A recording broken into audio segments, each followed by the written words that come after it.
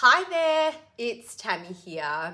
And in this video, I'm going to be talking about why I think targeting the pregnant and postnatal population with things like ab burner and burnout workouts is actually a really irresponsible marketing ploy that health and fitness professionals really need to stop doing. So if you're seeing these types of messages in your Google searches or your social media feeds, but you want to educate yourself on how to train more effectively during your pregnancy, then this video is absolutely for you. And from my perspective, the pregnant and postnatal population don't really need ab burner or burnout workouts. What they actually need is education so they understand that feeling the burn or being sore aren't actually the correct gauges of a good workout. And part of our role as coaches is to help educate those who we work with, right? And we do this so that you can better understand that health and well-being is multifaceted with many contributing factors. And education to help you understand the correct role that exercise selection and technique actually plays in this. And the way that you exercise and how you approach your training is actually integral when it comes to your health and well-being, your overall health and well-being, especially because when it's done incorrectly, it can seriously negatively impact your health and well-being, including your mental health. And in the pregnant and postnatal population, you really don't need to look very far to find examples of the damage that incorrect exercise or incorrect exercise selection can do during this time. And phrases like feel the burn or ab burner or burnout workout, I believe all add to the myth that exercise should be painful and being sore is the sign of a good workout. And the reality is none of these things are actually true. And I believe they're totally opposite of what you need during your pregnancy and postnatal journey. And to help you better understand why I believe this, let's take a look at what causes feeling the burn and being sore, or otherwise known as DOMS or delayed onset muscle soreness. And for us to really understand what's going on here, we actually do need to get a little bit technical with physiology. And let me just be clear here, I am by no means an expert on any of this at all. But you know what? I have a good enough understanding on it to know when something just should not be applied to an area that I know a lot about, and that's pregnancy and postnatal exercise, right? So it all starts with energy. And of course, our bodies get energy from the foods we eat and the things that we drink, right? And during metabolism, our bodies actually break down fuel molecules and trap the energy released in a molecule called ATP. And ATP is currently referred to as the energy currency of the cell, as it provides readily available energy or readily releasable energy. And when we exercise, our muscles are constantly contracting, right? This, of course, requires energy. And the source of that chemical energy for this is the molecule ATP. And it's important to understand that your muscle stores of ATP are actually really small and can typically only really power high intensity activity for approximately 2 to 3 seconds. From there, it needs to be resynthesized, which without getting too much into the weeds here, because this whole system is actually very complex, right? But for the sake of this video, this happens in 3 different ways, right? And this also correlates to your energy systems, right? So you have 3 different energy systems. You've got anaerobic alactic, anaerobic lactic, and aerobic. And luckily, I've had some amazing coaches and mentors over the years who've actually taught me all about these systems, which is how I can make this video for you today. So let's take a little deeper look at these things. But before we do, it's important to understand that all of these energy systems are engaged during all forms of physical activity. It's just the extent to which each one is evolved varies depending on the duration and the intensity of the activity that you're actually doing. But we're likely going to focus on anaerobic lactic for the sake of this video.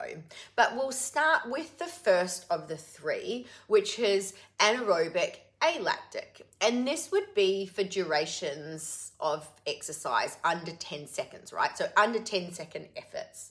And this system doesn't use oxygen. It uses your body's creatine phosphate stores to create energy. Then you have anaerobic lactic, right? And this would be for medium to high intensity bursts of activity that last from 10 seconds to say approximately like 90 seconds, right? Depending on how fit you are. But depending on the intensity of the exercise and the fitness level of the person performing it, this energy system can actually be utilized up to maybe 2, sometimes even 3 minutes, right? And again, like the anaerobic alactic system, this system doesn't utilize oxygen. It uses glucose in the blood and stored glycogen in your muscles as its fuel source to produce more ATP or energy. But unlike the anaerobic alactic energy systems, the anaerobic lactic system has a byproduct in the form of lactic acid, which very quickly dissociates into hydrogen ions and lactate. And this is a really important point here. So just let me reiterate that. The byproduct of this energy system is lactic acid, which very quickly dissociates into hydrogen ions and lactate. And the cause of muscle fatigue in this particular energy system is not actually from lactic acid, which bear with me here because it's all going to kind of tie back up to muscle soreness in just a moment. But it's really, really important to make the distinction here that lactic acid is not what actually causes the burn. It's also not the thing that causes muscle soreness or DOMS, right? So DOMS is caused by micro tears in the muscle, but we're going to get into that a little bit later, not right now. So the burn that you feel that these ab burner or burnout workouts are talking about is actually caused by hydrogen ions. So every time an ATP molecule is split for energy, a hydrogen ion is released.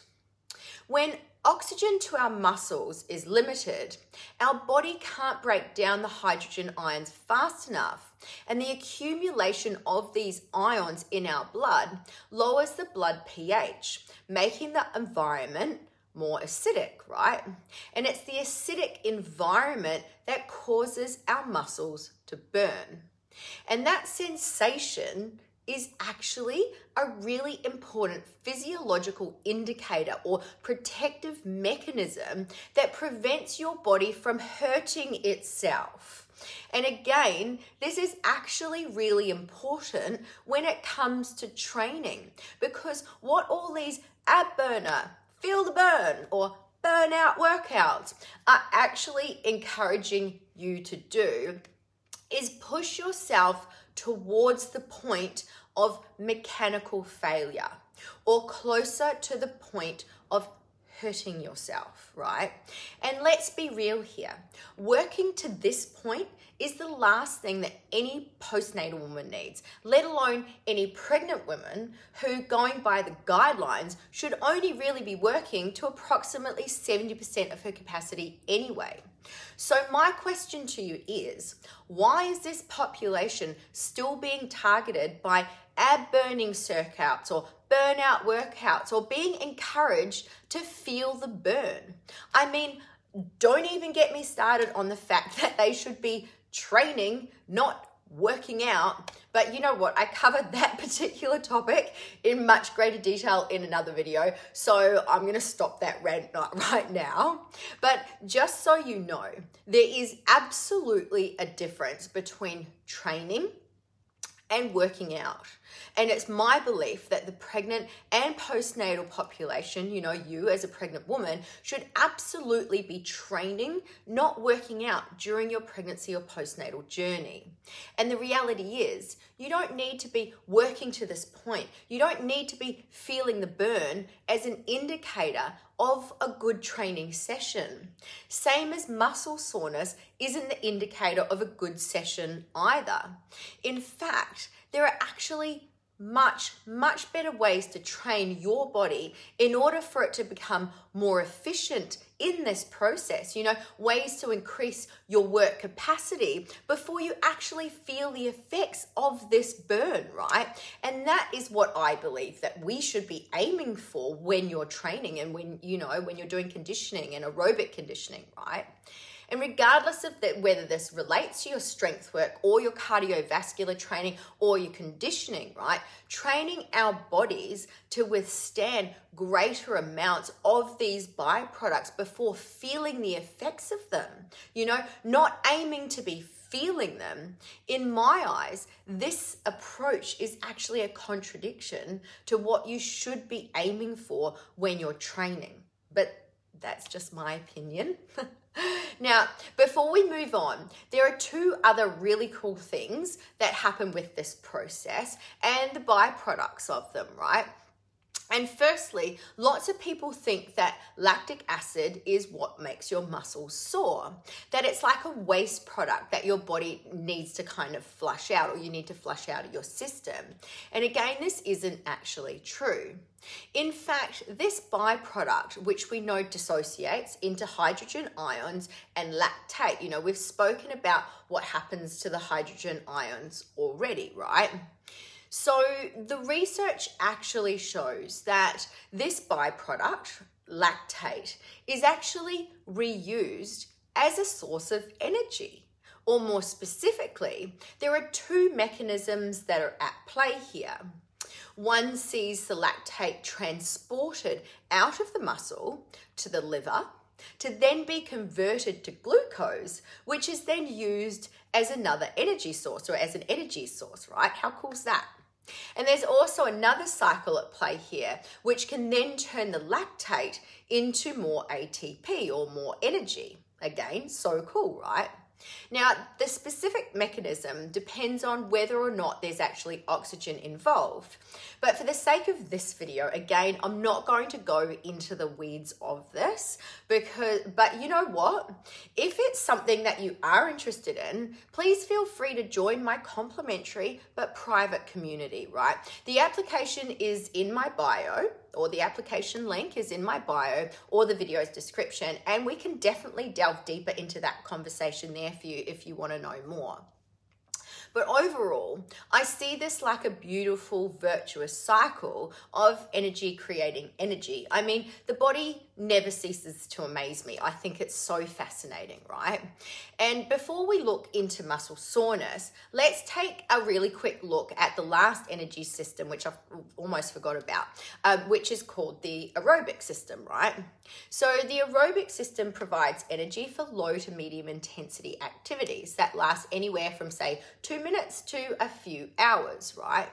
And this system uses carbohydrates, or glucose or glycogen, right, as well as fats to help replenish the ATP. And because oxygen is required for this process, energy production takes a little bit longer, but it can continue for much longer as well. And because of the presence of oxygen, no lactic acid is produced, right? So training this particular energy system is actually really important because it enhances the body's ability to utilize oxygen. And when you train this system, it's again another example of ways that you can train your body to become more efficient, because it enhances the body's ability to utilize oxygen. And when trained correctly, you can actually increase your work capacity or train at higher intensities and for longer before feeling fatigued or before feeling the burn, right? So I think based on all that we've covered, the burn, and why I don't believe we should be encouraging you during your pregnancy or postnatal journey to be feeling it when you're training, but instead you should be training yourself to become more efficient. So it actually takes longer to feel this type of effect, or when you do feel it, the intensity of that feeling is lessened. Right? And just think about this in terms of your birth, right?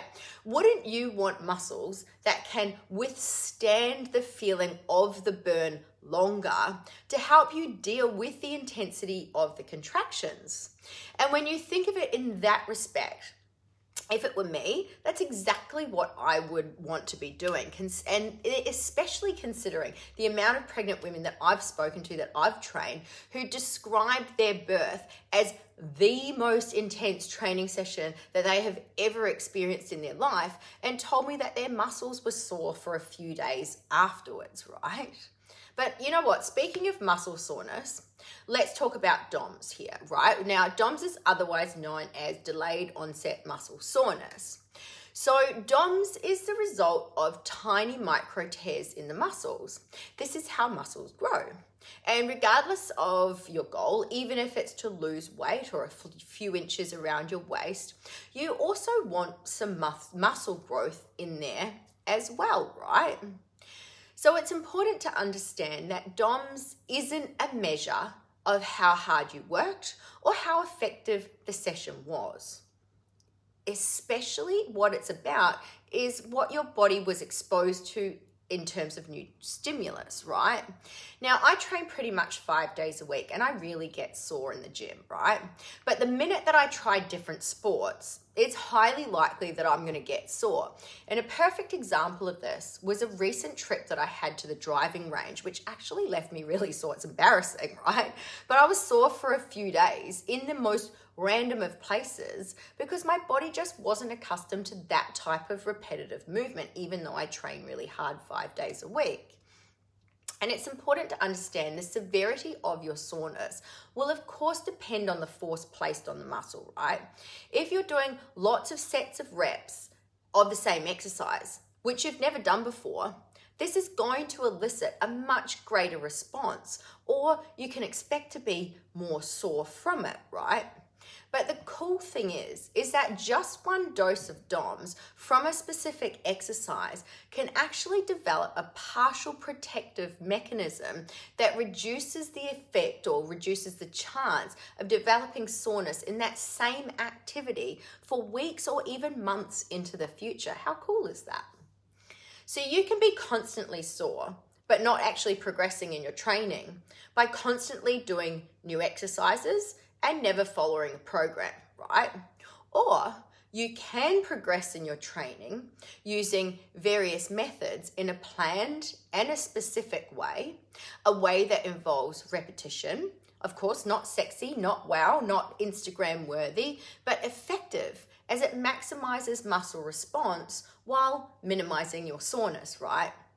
And the reality is, any trainer, any coach can make you sore, but a great one can progress you in your training while minimizing the effects of DOMS, yet use DOMS as a feedback tool to allow them to make adjustments or inquiries into other areas of your health and well-being.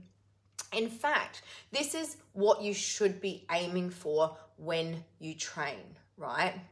Understandably, during the change to a new program, you're going to experience some soreness. However, as your training age progresses, even the effects of DOMS when you're starting a new program should actually over time decrease a little bit, right? And let's be real here. I love training, but I actually really hate having DOMS. I hate being sore. And over the years, I think I've actually ever known one person who actually likes it, right? Weird for them, I know, but hey, each to their own. But imagine how someone who doesn't love training as much as I do feels when they get DOMS. Now imagine feeling like this every time you train. Sounds to me like a surefire way to get someone to stop training, right? As opposed to continuing to do so. It's the same as like the first time you train someone. You should always be very considered about the exercise selection that you use, because the last thing you want is to make that person so sore that they never want to come back and train again, right? That's the total opposite of what our role as coaches actually is. And you always need to remember that training is a skill that allows your body and your ability to perform each exercise to progress and adapt over time. And you only get this from principle-based program design with individualized exercise prescription that's correctly timed, sequenced, and adjusts over time. And of course, this is the base of all pregnancy process training programs. And it's really important to understand the objective of training should not be to make your muscles burn or to be really sore. And this is especially so when you're in your pregnancy or postnatal journey. And personally, I believe the goal when training, especially during pregnancy, should actually be to minimize the physical impacts of postural changes to the abdominals and pelvic floor function, and to remain as pain-free and mobile as possible throughout your entire pregnancy journey. All the while increasing in strength to help you cope with the increased physical demands of your pregnancy, especially the late stages, the demands of the birth itself, and then life beyond as a mother. You know, you want to create long-term strength and habits around your health and well-being that support your lifestyle, whatever that may be. And show me any pregnant or postnatal woman where being sore constantly supports their lifestyle. You know, I don't know anyone that's going to help. It's much more important to be addressing your health and well-being from a holistic standpoint, ensuring that you're focusing on other areas, things like, you know, adequate nutrition, sleep wherever possible, of course, hydration and stress management, and that you're being educated on these areas, because the reality is all of these factors actually play into how sore you're going to be after training anyway, especially if you're not meeting your body's basic needs in one of these areas. So just remember, feeling the burn, ab burner, or burnout workout and constantly being sore are not your friends when it comes to training. There absolutely is a smarter way. And if you want to ensure that your pregnancy and postnatal journey addresses all of these areas and doesn't follow ab burner or burnout workouts or any number of these weird marketing ploys that people use on you, a pregnant or postnatal woman in the market, you know what? Feel free to apply to my complimentary but private community. The application link is in my bio or this video's description. So that's it from me today. I hope this video helped. I'm sorry if it was a bit of a rant, but I'll see you in the next one.